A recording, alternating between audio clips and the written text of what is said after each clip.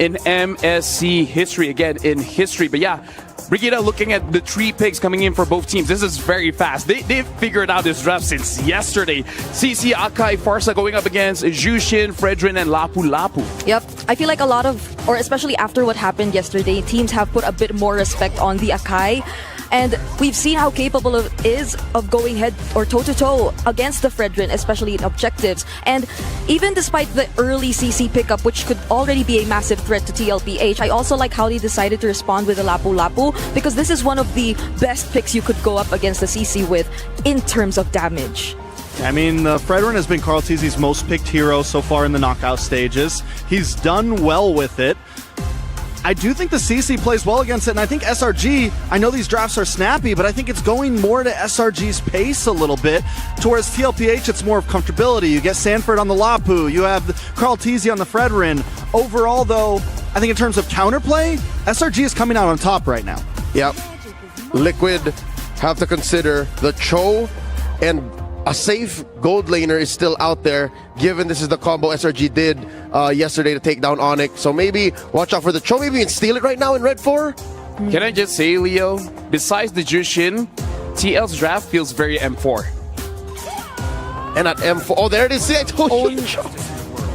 That just leaves the Gadot for Yumes, because there seems to be so much pressure in terms of Yumes and the heroes that he's been playing so far. They've taken out majority of the heroes that he's already picked. Yep, ban the Gatot here, because that's what Liquid wants to do. Liquid also drafted a very similar lineup with a Gatot here. So what about gold lane though, right? We have the Harith gone, Granger gone, Moskov still open. Does TLPH pick that up to steal it from Innocent immediately? Does SRG ban it here?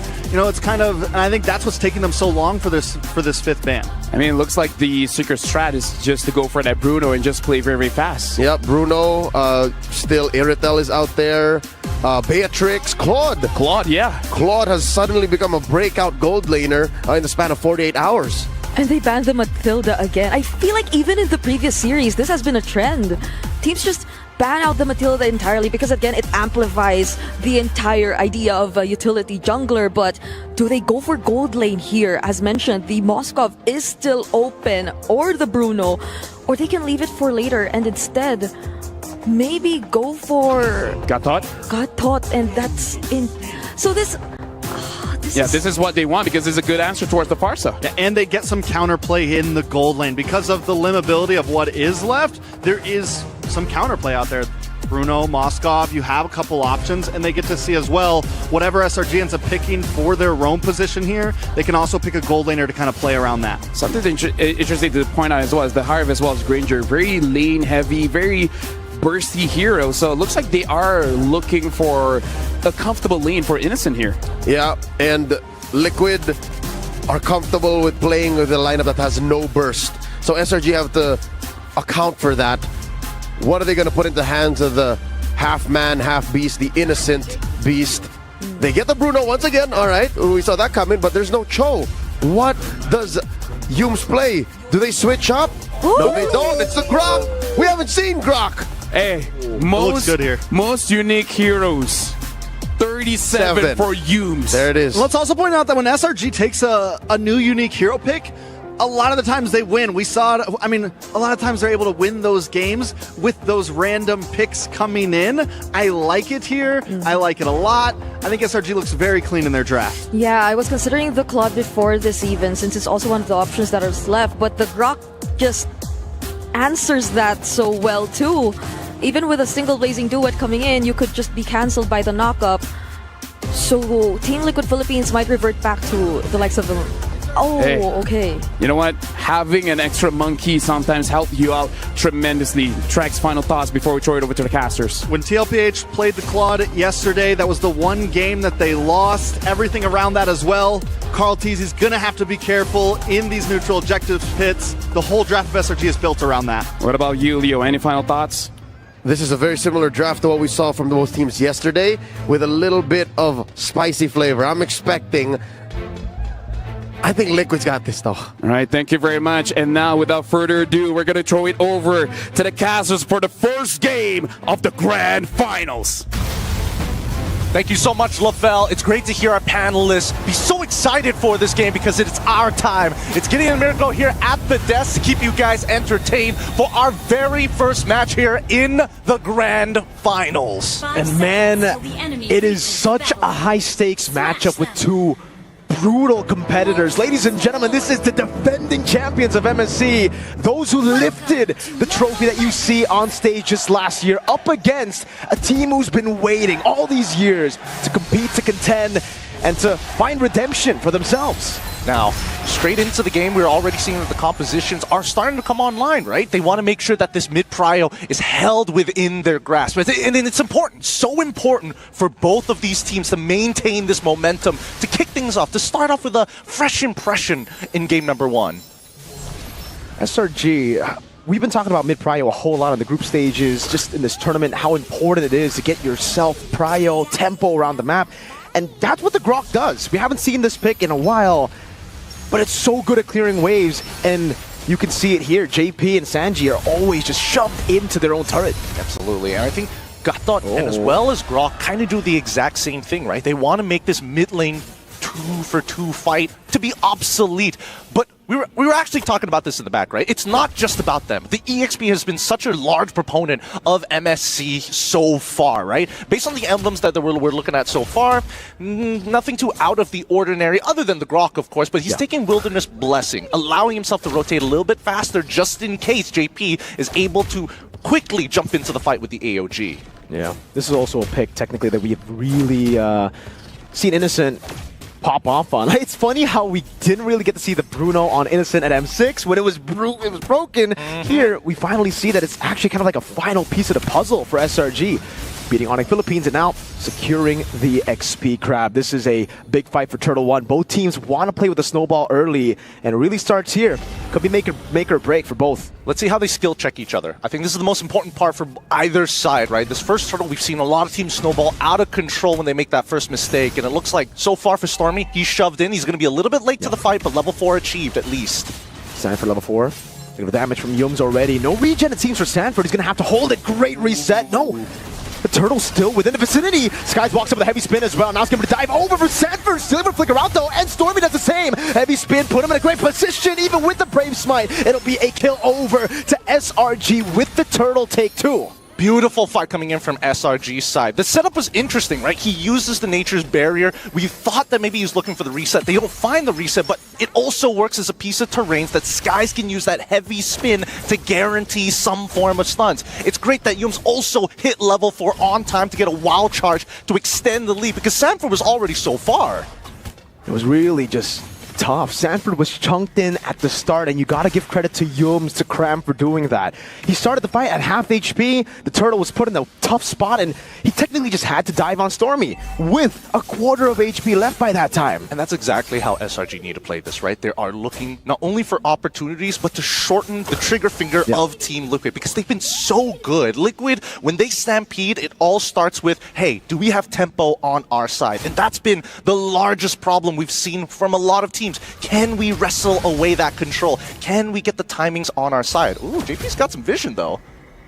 It's going to be a bit of poke over to Innocent, but it's actually going to lose out in the trade. Innocent, doing a whole lot. Locking him down as well. AOG for Salva. Carl is left all alone. Sacrifice to SRG. And a gold crab for Innocent. A beautiful Nature's Barrier coming in from Yums. Admittedly, we haven't seen this Grok in a long time, and yes, it was shown during the wild cards, but played at the highest level, especially when the stakes are so high, it can be risky. For now, it's looking good for the side of SRG, but Team Liquid, they're not completely out of the water just yet. With Carl's very first death, it means that the rest of the team needs to compensate. For SRG, everything's going to plan. Again, they've built a composition to really just secure these neutral objectives, and that's why it was paramount for them to get the first turtle. Now, it does seem like it's smooth sailing. Cram is in a comfortable spot. They have the crazy CC to deny Carl Teasy of the crazy red tree steals we've seen from him throughout the tournament. Speaking of crazy red tree steals, this might be one of those opportunities. Ooh.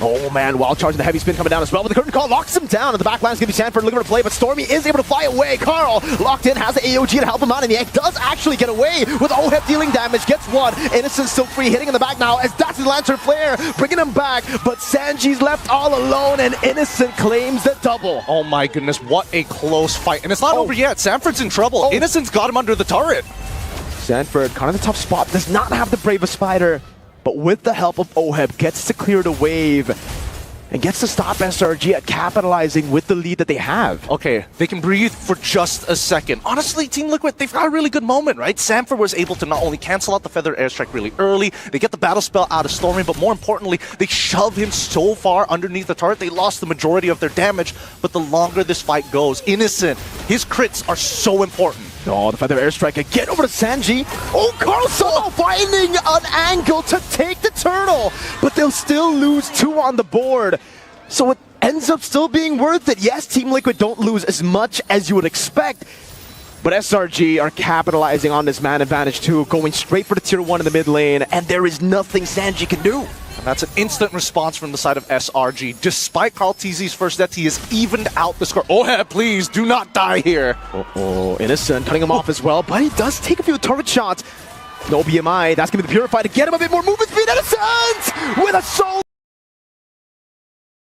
kill up top against the Filipino sniper. That's a solo bolo there, and now dropping the ult to make sure that JP gets chunked out to half. Let's pull up the item list real quick here. I'm curious to see, where is Innocent alongside his build? No, he goes straight away for the Haskell. He knows that he wants to be part of this fight, sure, but if they drag it longer and longer, the sustain is so important. When he gets that Berserker's Fury, that's when he's got the gun in hand. Dude, when SRG are behind, people are still saying, yo, Innocent, man, Innocent. So when they're ahead like this, half the lead for SRG, 2,700, half of that is on Innocent. The man you really want to have gold at any time. And the fact that Team Liquid, with this composition, technically don't really have an answer against him, makes it all the more scary. Feathered Airstrike already dropped down. Sanford getting the sun, but Cram is still very healthy, has the Vengeance too, is able to flicker out towards the heavy spin, but will be pinned down in the end, and Skies gets yet another kill to put SRG 8-1. But what's Liquid's response here? They see everything that has happened on that bottom side. They saw the initial engagement. They know they don't have that heavy spin, so they push out that mid side. They're trying to get Oheb as quickly as possible to get into that Trinity as Carl TZ protects the structure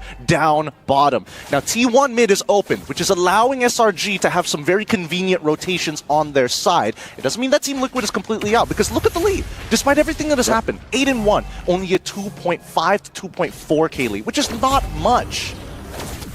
Nope, which is weird. With 8 kills and those crits landing. All right, now we feel that lead. It's Cram in bottom lane, brought back again. It should be a kill over. With a Vengeance, not much you can do but just take damage. So it's a good start to the turtle fight for Team Liquid here. For the airstrike though, might be a trade. Sanford able to dodge away. What? Flicker from Stormy to try to go for the chase, and now that's big info. Sky's walking up again. Carl TZ looking for an angle as Sanji jumps in deep. Heavy spin coming down as Sanford walks up, but it's still going to be Skies who wins it out. Innocent with the dive in the back. Sanford walking in, and Skies is able to peel. Innocent still free hitting. Carl TZ finding the taunt now. Can he get the damage down? Oh, the hell of the blazing duet, he can. A massive shutdown with the Appraiser's Wrath. Oheb still taken out by Stormy. Skies is right there. The GOAT fighting against 3. Skies walks away, dodges away from a possible stun. No! Carl, he wanted to fight all the way to the end. He did, but he couldn't get a trade. Okay, a moment to breathe. Sakai's utilizing the Akai very, very well. That passive shield is saving his life. Let's look at the replay one more time, because off of this, we noticed immediately. Stormy, no flicker, no feathered airstrike. This was such a winning scenario for the side of Team Liquid. And as they continue to press their advantage, it's just target prioritization from SRG, despite all of the chaos. Can you see JP get chunked down first, and then turning their attention to Oheb? Did you see Innocent in that fight, dude? He was chain CC'd. You saw Sanji straight up go for the Crimson Beacon, lifted him up. It was a combo with JP. But the flicker came in first up top. Live cam view. Oheb ganked! Everything used, even the Vengeance. Everything except the heavy spin and the worldie. But that's a whole lot. It is a whole lot. The tempo is affected as Sakai's makes another play. That's the heavy spin. The AOG to cut him off there to try to stop Carl TZ from getting picked off. Good taunt to get the reset on the second skill, dashing back to safety. And SRG, 14-3. They're looking very healthy coming into Lord timers. And Now, without the heavy spin, and as well as the wild charge, they don't have much of a setup. Unless Team Liquid make a significant mistake, they would rather stay healthy, stay alive, to try and buy time for Oheb to get to the point where he can actually fight. And that's when he has that Trinity build, right? The big issue that he's facing right now is that every single time he walks up, there's a problem of, am I going to get hit by the heavy spin? Oh, wait. No, man, well, look at the peel there. JP with the conceal finds it. Oheb gets the blazing wet take. Now Carl TZ brought back all the way. Curtain call by Cram to take the goat down. JP, they know he has no AOG. He's going to have to go with Unbreakable. AOG came back right in time. Baits out the flicker as well. Yum's caught on the bad spot. He's going to be the Purify out of the wild charges. Cram goes over to chase, but now Sanford walks over the bravest fighter. He's looking for the stun. Will be able to find it, but it's going to be the power from Yums with the CC immunity as the Lantern Flare comes in again for Sanji, and they peel back. Look at these low kick checks from both sides. Every single time a play is made, there must be an instant response. They will not get disrespected if they want to make sure that this 1.7k lead doesn't turn back into that 2.5, doesn't get a ×2 multiplier on it, despite the kill score, which again, very deceiving. It really is. 15-4, we saw a glimpse of what that lead could do with Innocent doing this much. 52,000 damage dealt, leading the charge with Stormy and Cram, and then we start seeing Team Liquid. But Oheb is slowly but surely scaling. Carl on it already. Sanford with a dash back again. Sky's holding on to it. Carl TZ doesn't want this to be a reset, but Cram's coming in again, shredding him down. And Bracer's Wrath coming down as well with a sustain, and it is going to be a kill back. Sky with Retribution, Winner Sanford going to be pinned down again. It's Innocent, just gets a free hit. But to the back line, the Blazing Duet is doing a whole lot of damage over towards Yums, who's so tanky and gets away in the end. Sanji forced to use the Crimson Beacon. That's got to be heartbreaking. Team Liquid fans are looking in disbelief. How does he survive that? He flickers out of there at the very end. The fact that he held on with Power of Nature alone, could have chunked out more targets, just wasn't enough. But look at the Emperor's Eye, the zone from Team Liquid, as well as SRG OG Esports, right? They know exactly what they're doing. First, secure the Lord. Next thing, you see Skies quickly jump onto Lapu's side to ensure that Stormy has a better time. All of this just using a small margin of their lead in terms of items to stay alive. Hey, Cram walks up a bit too aggressively while charge, but JP gets away. Is there a heavy spin angle here? No. Looks like Sakai's not going to take it this time. They're walking with the Lord at the very least. If they can take an inhibitor, that'd be great. No wild charge. They still have the heavy spin, but they got to be careful because they need to peel for Innocent and Stormy. So no base turrets taken down here for SRG. And I think it's a smart move. They lost Cram. There's no reason for them to push in forward. They still have a 4,000 gold lead. Yes, there's that risk of Oheb scaling up to becoming a monster. But it could be even worse if you just dove in there to give shutdown. So, yeah, gold lead's still roughly the same between the gold laners. It's a 1,000 diff for Mr. Innocent. But we're getting closer and closer to Oheb being a real problem. And he's already got 3 items on top of the Winds of Nature. He's in a phenomenal position. The same can be said about Innocent, if not better, with the Malefic Gun. But then we start looking at everybody else. The anti-heals are finally in for the side of Team Liquid. We got 2 Dom Ices that they can work with. Jushin also with the Sky Piercer, but Stormy going for the full damage build. Genius want into Glowing Wand, which is why they've been so decisive in these fights. So no stacks on the Sky Piercer yet for Sanji, yeah? Why Hunter Strike this time for the side of Cram? He just needs he wants to deal more damage. He knows for Team Liquid right now, they have so much sustain. That's what they've been playing with, right? Even with Sanji, just playing around with the Brave Smite, coming around with the Blood Wings. It really comes down to TL wanting to go for a bit longer fights, waiting for the cycle of abilities to be used up by SRG. I would have imagined that if he wanted to greed out, he might even go for Queen's Wings, or at the very least, may even take a more tankier approach to the scenario. I mean, considering that his role is to not only sustain, but slowly poke out his opponents, right? He's already got the Brute Force Breastplate, he's already got the War Axe, he's got more than enough damage to kite against his opponents, but his big issue is dealing with Jushin specifically. If his yo-yos are hitting the wrong targets, well, guess what? Jushin can either peel him away, or forcefully just wait for him to leap and cancel it out. So it's back to a setup game. SRG doing a good job at manipulating the waves, playing for the neutral objectives. And Team Liquid, it really just seems like all of their fights have been brute forcing a way to maybe gambling out of this massive win for SRG. Because again, it's so difficult. You kind of have to take the gamble every time you fight for the Lord. There's no way you get a proper 50-50. It's an Akai and a Grok to stop you from retreating. Yeah, I mean, Carl TZ, despite everything, is still maintaining level 15 to level 15, right? It's a 50-50 retry battle, more in favor to SRG.